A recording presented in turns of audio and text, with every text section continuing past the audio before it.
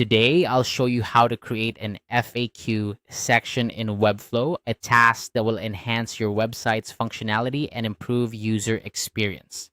FAQs, or frequently asked questions, are a great way to address common inquiries your visitors might have, and Webflow offers an intuitive approach to integrate them seamlessly into your site. First, you'll want to head over to webflow.com.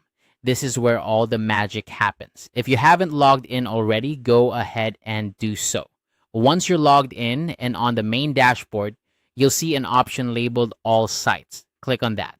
This will take you to a list of all the websites you're currently working on or managing.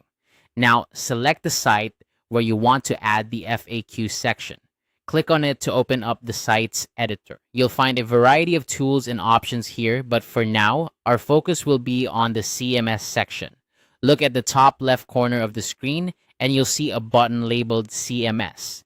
Click on it to access the content management system of your project. Once you're in the CMS section, you'll notice a plus icon. Go ahead and click that.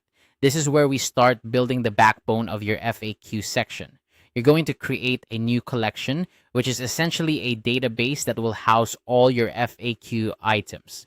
Enter the collection name as FAQ. Naming it clearly will help you stay organized, especially if you're managing multiple collections. After naming your collection, click the Create Collection button. This action establishes a new area in your CMS where you can store and manage all your FAQ entries. It's like setting up a new filing cabinet specifically for this purpose, making it easy to add, edit, or remove FAQs as needed over time. Now that your collection is ready, you'll see an option to generate sample items. Click on this to automatically populate your new FAQ collection with some sample data.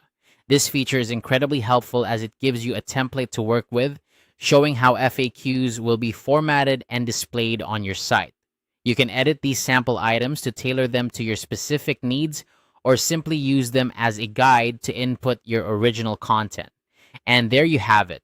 You've successfully set up an FAQ section in Webflow. With this in place, you can now start adding real questions and answers, making sure your visitors have a resource that helps them find answers quickly.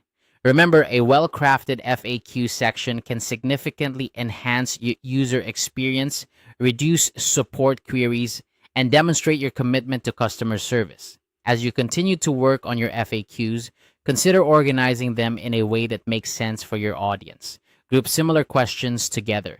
Use clear and concise language, and update the section regularly to ensure it remains relevant.